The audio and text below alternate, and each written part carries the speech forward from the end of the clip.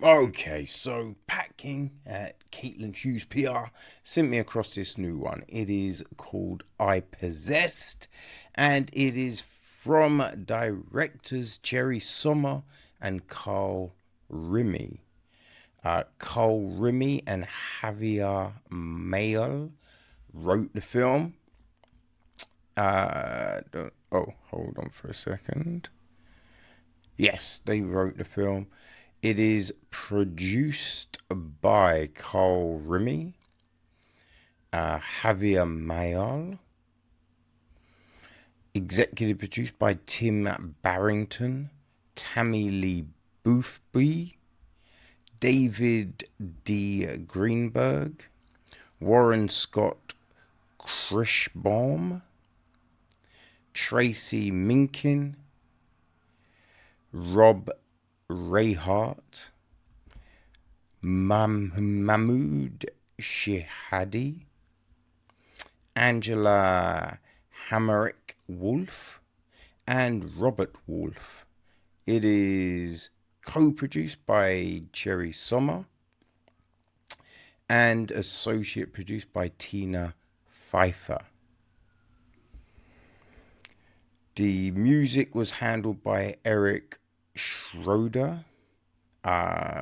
We had Nicholas Julian, Bradford Hamilton, and Jose J. Ferreira on cinematography. Javier Mayo and Jerry Sommer both took care of editing duties. Set decoration was Tami Lee Boothby. Hair and makeup, we've got Monica Marin and Jackie Jorge. Our cast, right? So, Tad Volo is played by Carl Rimi. He's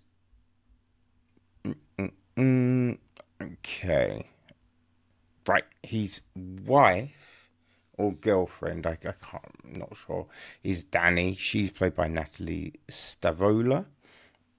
We've then got his sister Zoe, played by Meghan Carrasquillo. And Danny's sister is Tara, I believe, and Tara is played by Tami Lee Boothby. We've got Zoe's ex, Sebastian, played by Jerry Sommer. There is Buckley, who is Tad's good friend. They used to work together in the army. He's played by Chris Moss. We also have the Creole man, played by Jack Covington III. There's the young woman, played by Nina Lindberg. The old woman, played by Tina Pfeiffer. The old man, played by J.J. Crown. The little girl, played by Lily Rose Rittner.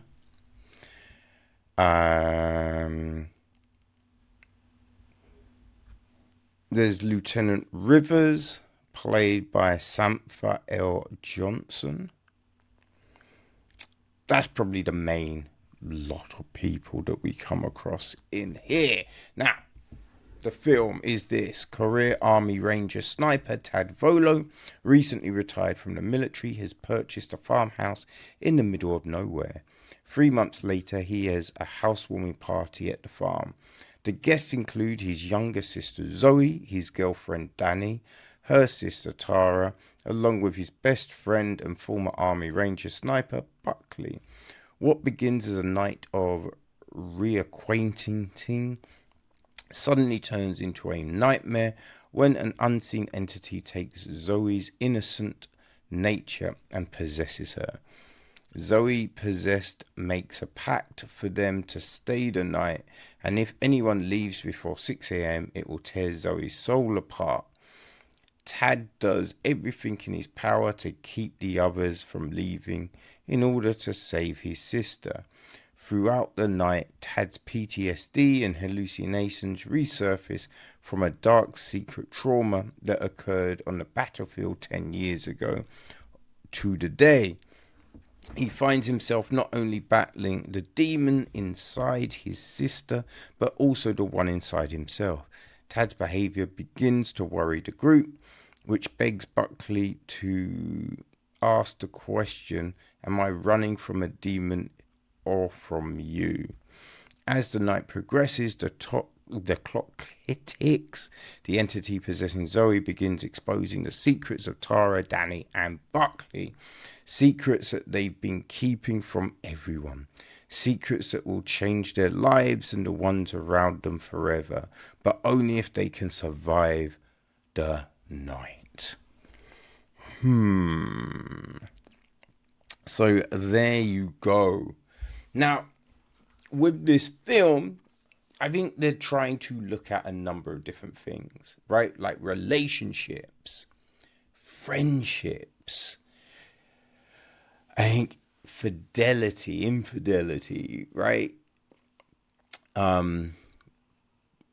Children, all of these different things, and communication, right? Because none of these people, they're keeping secrets, so they're not talking to each other, or they're, even just a loved one, right? They're not sharing. So I think the film is looking at that, and then just, what holding onto secrets can do to you. You know what I mean?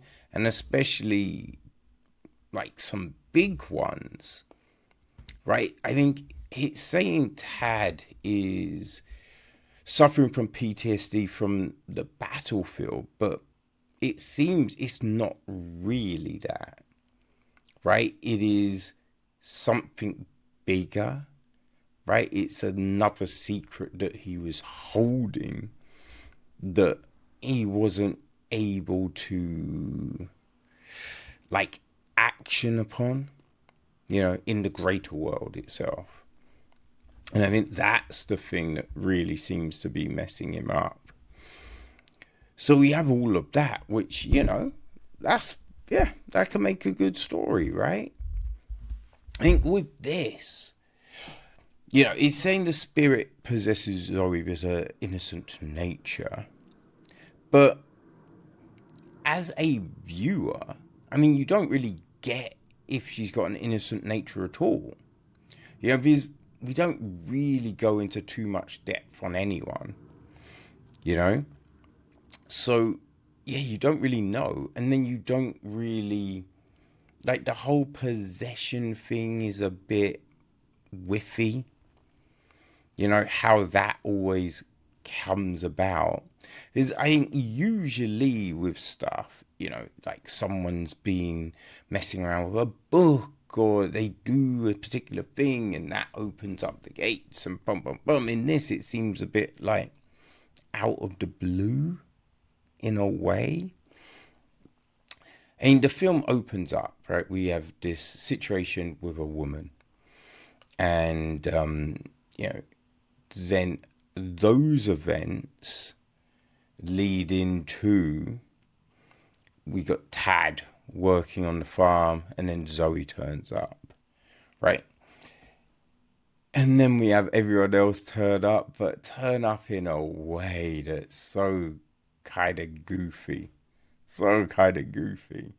Right? The thing with this, it's the script. The script is very corny. It's very corny, and like with certain things kind of forced in there, just like, am I running from the demon or the one inside? And it's just these moments, and you're just like, ugh. Like, is someone really saying that in the moment?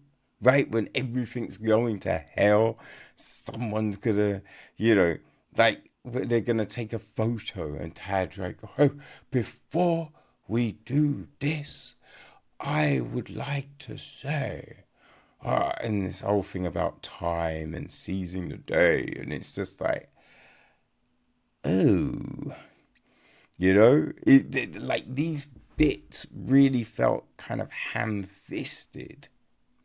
Even,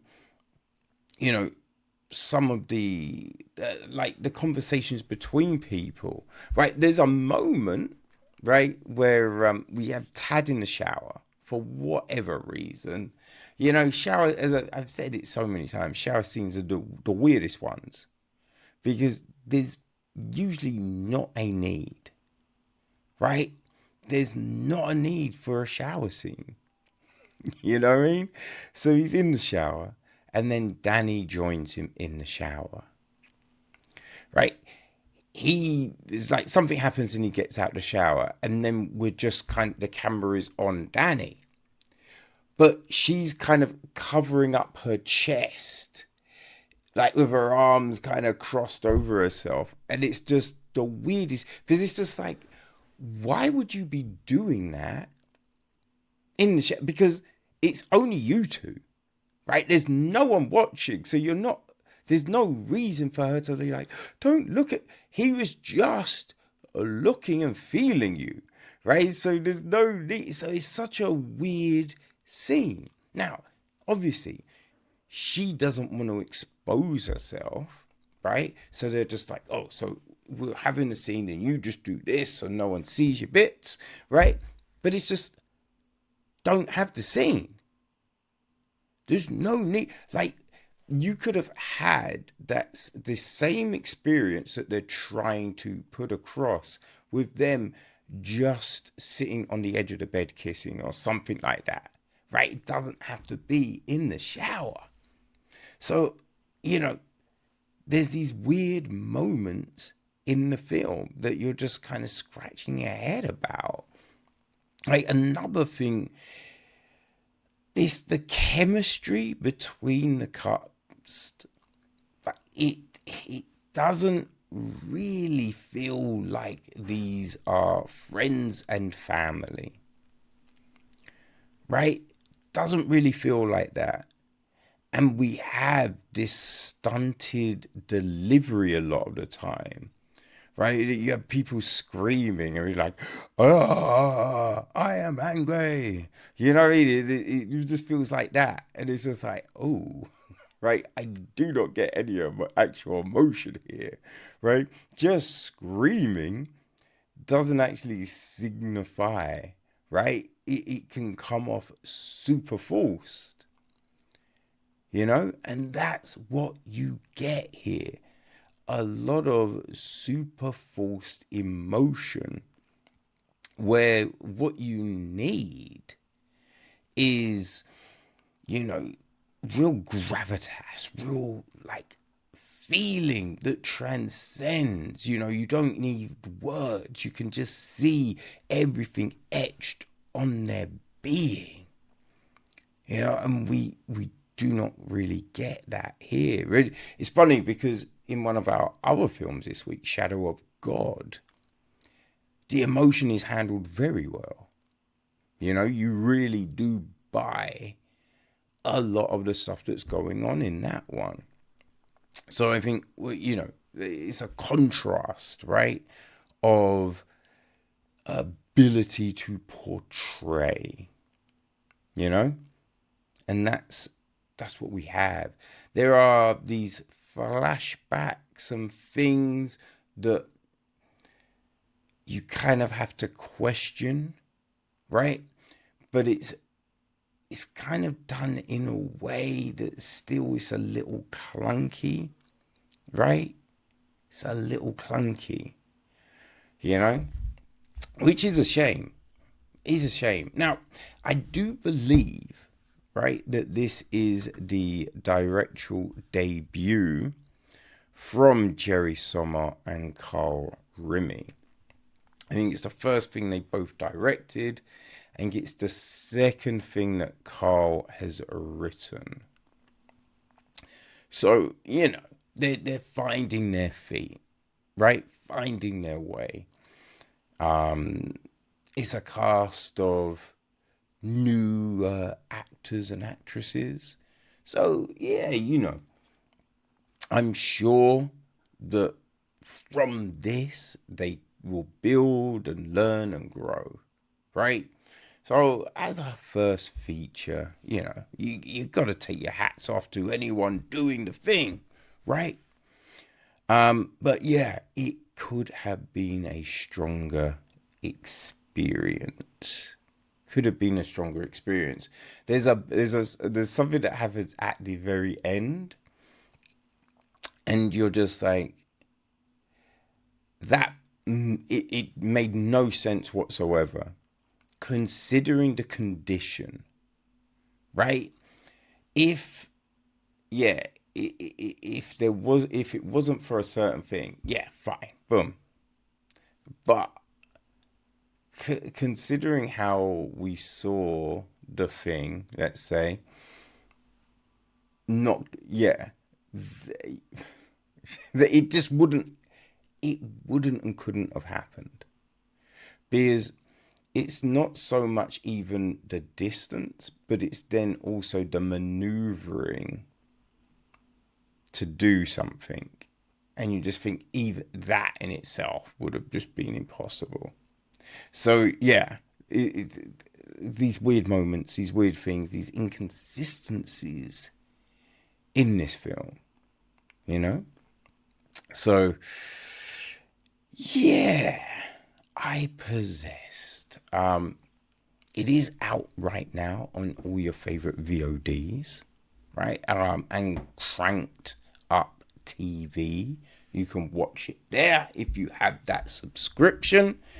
Yeah, so if you like, oh, there was that Ghost Slayers, right? Ghost Slayer, was it? Or Vampire Slayers? You know, the one about the golfing friends, right? If you like stuff like that, then I think iPossessed will work for you. But yeah, you know people, right? I think there's that B-level horror, right? I've said it before, right? The horror that you find on a sci-fi channel. If that is your thing, then yeah, stuff like iPossessed, man, you're gonna love it, right? So yeah, there we go. iPossessed, it's out